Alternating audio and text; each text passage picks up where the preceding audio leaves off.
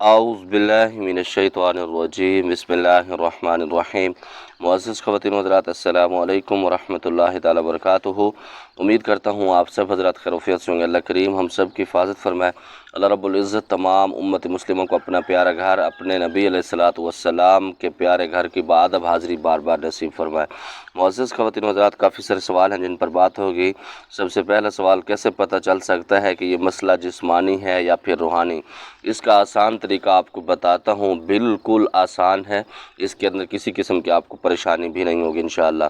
अगर आप महसूस करना चाहते हैं कि आपके ऊपर जादू है, जिन्नात मुसल्लत हैं, या आपके ऊपर कुछ नहीं है, जिस्मानी मसला है या कोई दूसरा प्रॉब्लम है, इसके लिए हमारी जो जादू जिन्नात वाली पढ़ाई है, आप इसको 3 से 4 मरतबा तवज्जो के साथ, ध्यान के साथ सुनें। और ये भी हो सकता है जिसके ऊपर जादू पुराना होता है वो थोड़ा सा लेट उसके ऊपर असर करता है, आप उसको कम से कम 7 से 8 मरतबा एक ही टाइम के अंदर सुनें। अगर ज़्यादा आपके पास टाइम नहीं है तो आप 3-4 मरतबा एक दिन सुन लें, 3-4 मरतबा दूसरे दिन सुन लें। इसी तरह 3 दिन आप उसको मुसलसल सुनें, हर रोज़ कम से कम 3 से 4-5 मरतबा इस तिलावत को सुनें। अगर आपके ऊपर जिन्नात होंगे तो आप बेहोशी के आलम में चले जाएंगे, आपकी आंखें फटना शुरू हो जाएंगी और बिल्कुल हाज़िरी की पोजीशन हो जाएगी। तो उस पर जिन्नात मुसल्लत भी हो सकते हैं, या वैसे भी जिन्नात आपके ऊपर जो आशिक हो जाते हैं वो जिन्नात भी हो सकते हैं। अगर आपके ऊपर जादू होगा तो आपका दिमाग सुन्न हो जाएगा और बिल्कुल गुस्सा बहुत ज़्यादा चढ़ जाएगा। तो ये इसकी जादू की अलामत है। अगर पढ़ाई सुनते हुए कुछ भी आपको महसूस नहीं होता, ना आपकी तबीयत ख़राब होती है, ना आपको गुस्सा आता है, ना ही आपकी हाज़िरी की पोजीशन होती है, ना आप बेहोशी के आलम में जाते हैं, तो फिर आपके ऊपर कोई मसला नहीं है, फिर आप किसी डॉक्टर को दिखा सकते हैं। ये बिल्कुल आसान इसका तरीका है। दूसरा सवाल ये है कि क्या ज़कात अकबर के बाद हम सारी ज़िंदगी के लिए आमिल बन जाते हैं?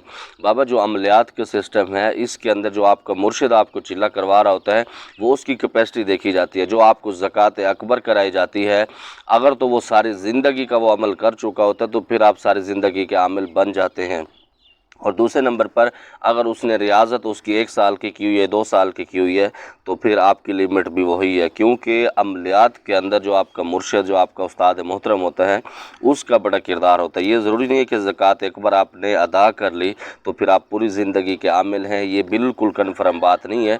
वो ज़कात की कैपेसिटी देखी जाती है, आपके मुर्शिद का किरदार उसके अंदर देखा जाता है, कितनी हद तक उसकी रियाज़त है, जिसकी वजह से आप उस हिसाब से उसके आमिल होते हैं। कुछ 1 साल का अमल करते हैं, कोई 2 साल का, कोई 10 साल का, कोई पूरी ज़िंदगी के आमिल बनते हैं, तो वो बिल्कुल बन जाते हैं, इसमें दूसरी कोई राय नहीं है।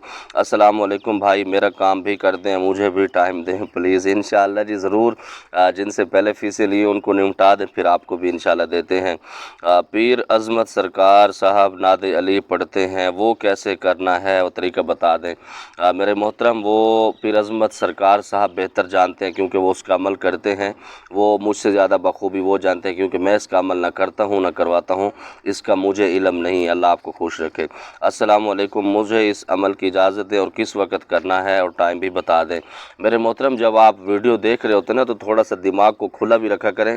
उसके अंदर टाइम भी बताया जाता है, तादाद भी बताई जाती है, मुकम्मल लवाज़मात समझा देते हैं।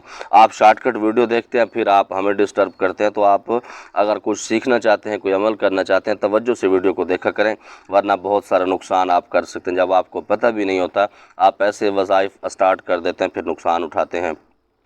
अगर घर वाले रिश्ते के लिए ना मानते हों तो क्या करें? आप क्या करना चाहिए? मैं तो इसमें कहता हूँ कि अगर माँ बाप खामखा इसके अंदर अटका रहे हैं तो फिर निकाह करना बहुत ज़्यादा ज़रूरी है।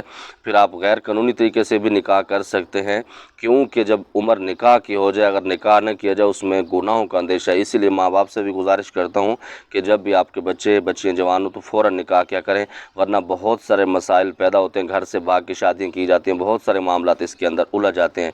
लेकिन शादी इज़्ज़त के साथ माँ बाप के हुक्म पर की जाए तो वो बेहतर है, लेकिन माँ बाप को इसके बारे में सोचना ज़रूर चाहिए। मुफ्ती साहब, मेरे को हर वक्त डर लगता है और घबराहट होता है, कभी मौत का, अकेले सफ़र से बाहर जाने से, गाड़ी में जिन्नात, यानी हर किस्म खौफ वसवसे होते हैं। ये क्या वजह है और इसका कोई इलाज या कोई वजीफ़ा बता दें। मैं अभी सऊदीया में हूँ, बहुत ज़िंदगी गुजारना मुश्किल हो गया है। ये खौफ मेरे को खौफ और डिप्रेशन के वक़्त तक ले गया है, प्लीज़ इसका इलाज बताओ।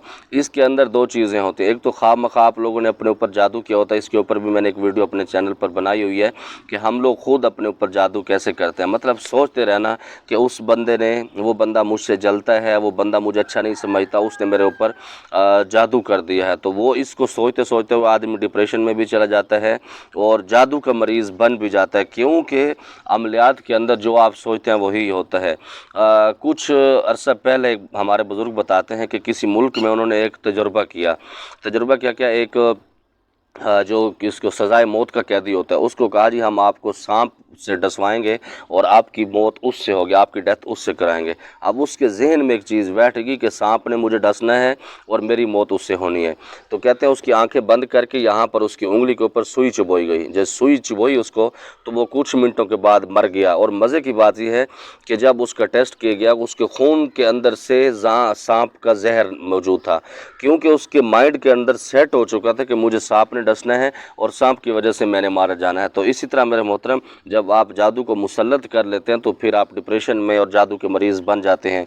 आपके लिए आसान हल ये है, एक तस्बीह आपको बताता हूँ, आपने वो पढ़ने, अपने ऊपर दम कर लेंगे, इंशाअल्लाह ये वस्व से नहीं आएंगे।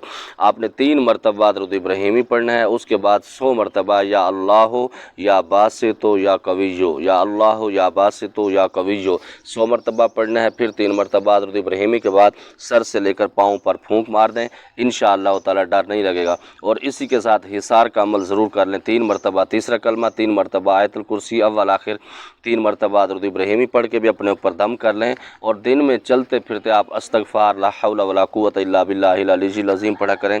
इंशाअल्लाह ये वसवसे भी नहीं आएंगे, अल्लाह रब्बुल इज़्ज़त खैर फरमाएंगे। अगर जादू भी होगा तो तब भी इंशाअल्लाह ठीक हो जाएगा।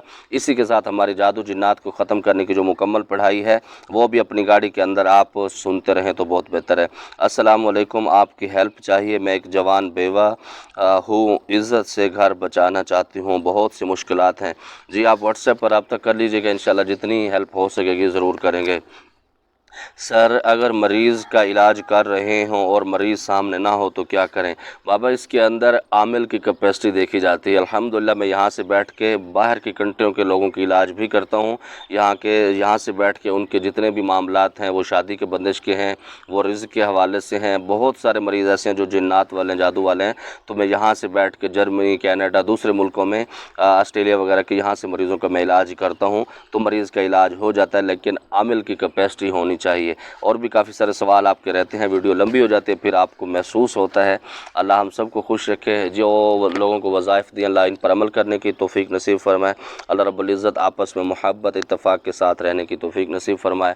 ज़मात पारा ख़ास दुआओं का अदा खुदाई पामान। अस्सलामु अलैकुम व रहमतुल्लाह।